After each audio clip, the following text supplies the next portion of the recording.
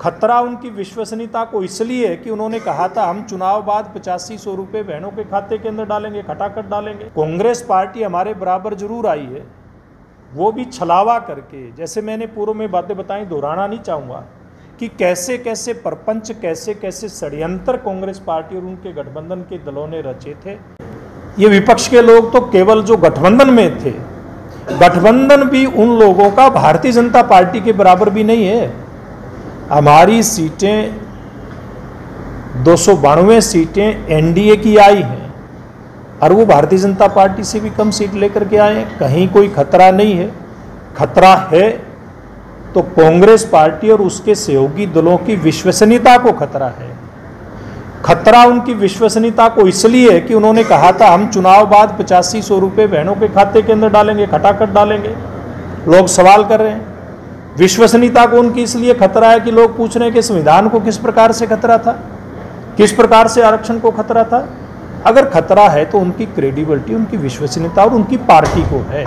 Congress party इतना गुमराह देश की जनता को करने के बाद भी 2 डिजिट में रही, 2 आंकड़े 3 आंकड़ों में उनकी संख्या नहीं पहुंची।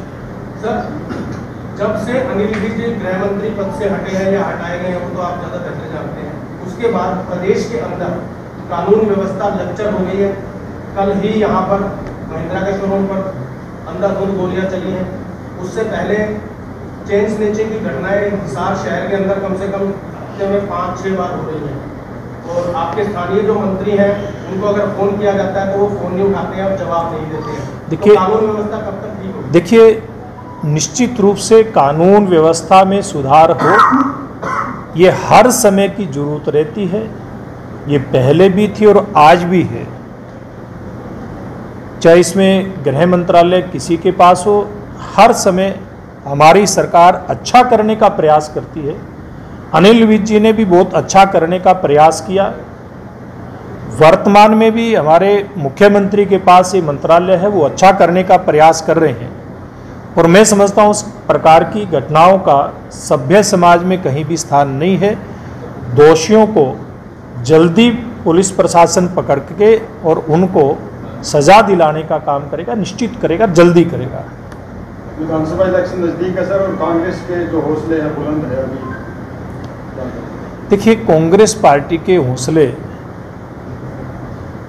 तो लोकसभा चुनाव में भी बुलंद थे। पिछला जो चुनाव था 2019 का, उसमें भी वो कहते थे हम सरकार बनाएंगे।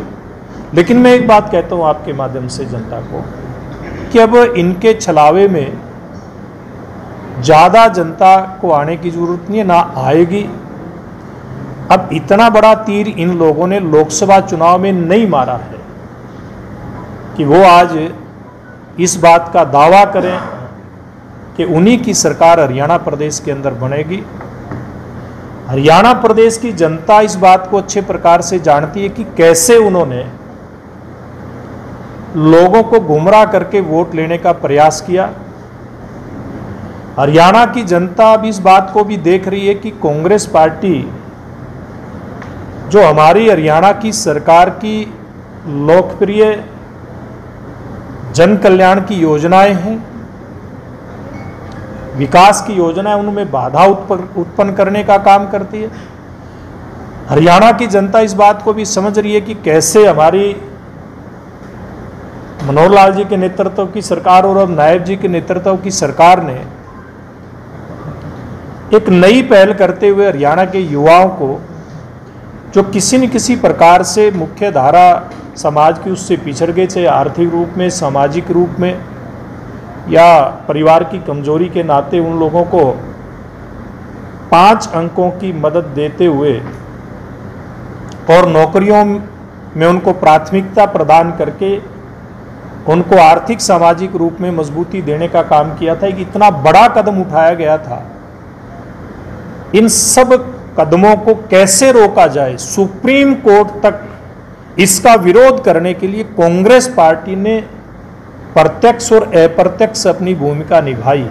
ऐसे बहुत सारे कारण हैं जिनके ऊपर अब जनता का ध्यान जा रहा है कि कांग्रेस पार्टी जनता की भलाई के लिए काम नहीं कर रही। वो तो केवल और केवल कांग्रेस पार्टी में एक परिवार भूपेंद्र सिंह हुड्डा और उनके बेटे को कैसे स्थापित किया जाए, इस बात के अंदर कांग्रेस लगी है। ये बात जनता के ध्यान में आई है, अब जनता उनके छलावे में आने वाली नहीं है। सर, चर्चाओं का बाजार गर्म है कि जेजेपी से दुष्यंत चौटाला जो है पूर्व मुख्यमंत्री साहब से मिले हैं और शायद विलय कर सकते हैं जेजेपी का। देखिए, चर्चाएं सही हैं या इन चर्चाओं पे ठीक है आपकी बात, चर्चाएं खूब थी इसलिए कहूँगा कि दुष्यंत चौटाला ने इसका जवाब दे दिया है। हाल ही में 2.5 घंटे की मीटिंग फिर से हुई है। देखिए, उसके जो जवाब आया था दुष्यंत जी का, उसके बाद की कोई मीटिंग की मेरे को जानकारी नहीं है। जानकारी मिलेगी तो आपको बताएंगे। सर, आप चुनाव प्रबंधन समिति हरियाणा के प्रभारी, जी, क्या कारण रहा कि 2014 में आपने 7 सीटें जीती,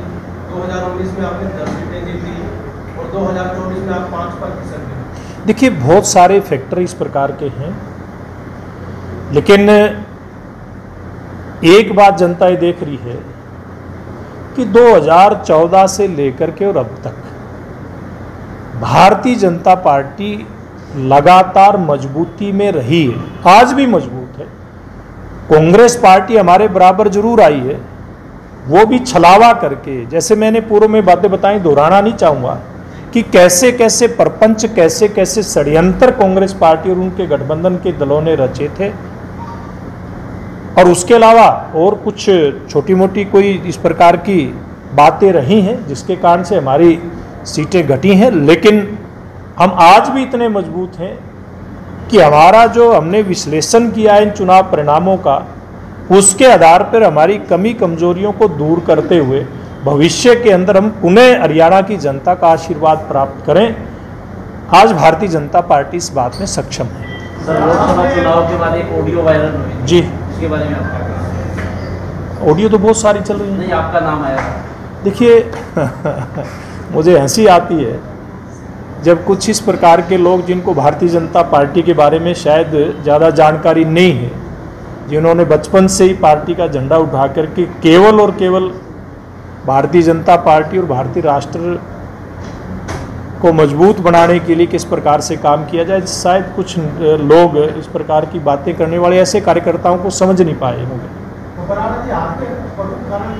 देखिए, अभी वो सारी बातें पार्टी के अंदर के डिस्कशन की हैं और पार्टी इन बातों के ऊपर चर्चा करके भविष्य में हमारी जहां कहीं भी कोई कमजोरी रही है उसको हम कैसे दूर करके, और भविष्य का हमारा जो चुनाव है 2024 का विधानसभा का, हमने जो जन कल्याण के काम, विकास के काम इन 10 सालों के अंदर किए हैं, उनको लोगों के बीच में लेकर के जाएंगे और एक बार फिर से ऐसी जन कल्याणकारी सरकार, हरियाणा को तेज गति के साथ विकास के रास्ते पर लेकर के जाने वाली सरकार बने। अब हमारा फोकस इस बात के ऊपर है। 5 अंक वाली बात की आपने, सुप्रीम कोर्ट ने भी उसको कैसे बताने की कोशिश कर दिया है।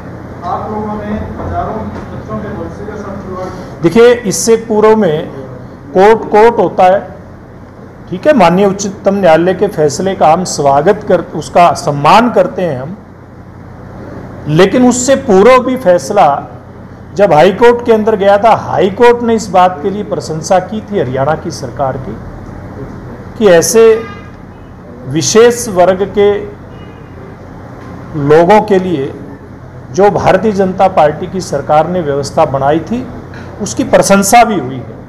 आलोचना आप किसी भी प्रकार से कर सकते हैं। सर, क्या आपको ये नहीं लगता कि अग्निवीर योजना और जो किसान आंदोलन है उसके कारण आपको हरियाणा में काफी नुकसान? देखिए, किसान आंदोलन का प्रभाव मैं कह सकता हूँ गया है, क्योंकि किसान आंदोलन में जैसे इस बार भी लोकसभा के चुनाव में कहा गया था कि संविधान खत्म हो जाएगा, आरक्षण खत्म हो जाएगा, जो झूठ परोसा गया था, उस समय एक बात कही गई थी कि नरेंद्र मोदी जी ऐसी कंपनियों को लेकर के आ रहे हैं जो किसानों की जमीनें छीन लेंगे। कहा था कि नहीं कहा था? आप सब लोगों ने सुना था।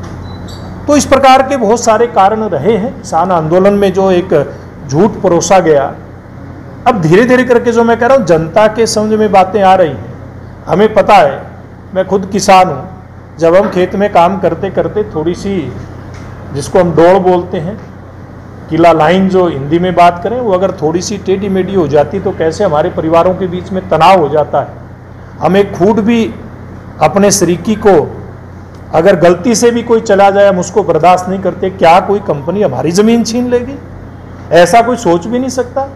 ये गुमराह करने का काम भी कांग्रेस पार्टी ने किया था, बात लोगों के ध्यान में आ रही है।